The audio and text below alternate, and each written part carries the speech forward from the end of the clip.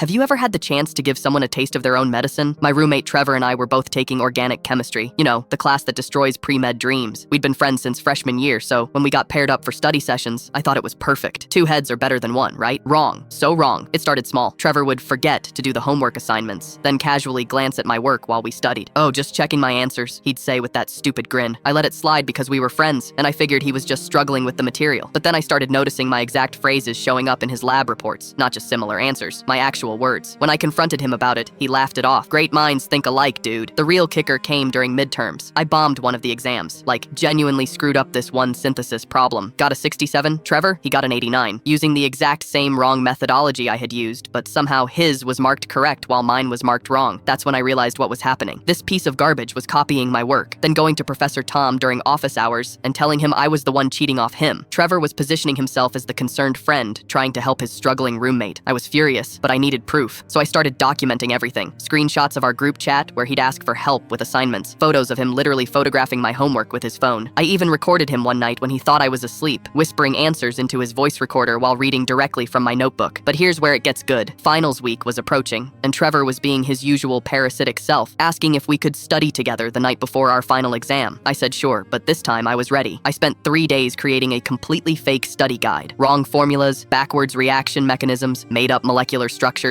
The whole thing was chemical nonsense, but it looked legit if you didn't actually understand the material. I even added some of Professor Tom's actual terminology to make it seem authentic. The night before the exam, Trevor was practically drooling over my notes. I made a big show of being protective of them, which only made him want them more. I left them out accidentally when I went to shower, and sure enough, when I came back, he was photographing every single page. The next morning, I walked into that exam with my real knowledge and watched Trevor confidently write down complete gibberish. He was so cocky, finishing 30 minutes early while I took the full time to double-check my actual answers. 2 weeks later, grades came back. I got a 94. Trevor, he got a 23. But wait, it gets better. Professor Tom called us both into his office the next day. Turns out, Trevor's exam was so spectacularly wrong that it raised red flags. Professor Tom had been suspicious about our similar work all semester, so he cross-referenced everything. Trevor tried to throw me under the bus one last time, claiming I must have given him wrong information on purpose. That's when I pulled out my phone and played the recording of him copying my homework while I slept. Professor Tom's face was priceless. Trevor went from confused to panicked to completely defeated in about 30 seconds. He got expelled from the program and had to retake the entire year. The best part? I found out later that 3 other students had complained about Trevor's cheating throughout the semester. My little revenge plot was just the evidence Professor Tom needed to finally nail him. Trevor moved out that weekend, didn't even say goodbye. Last I heard, he switched majors to business and had to take out extra loans for the additional year. Sometimes I wonder if I went too far, but then I remember how he tried to destroy my academic reputation while smiling to my face every day. Some people really do need to learn the hard way.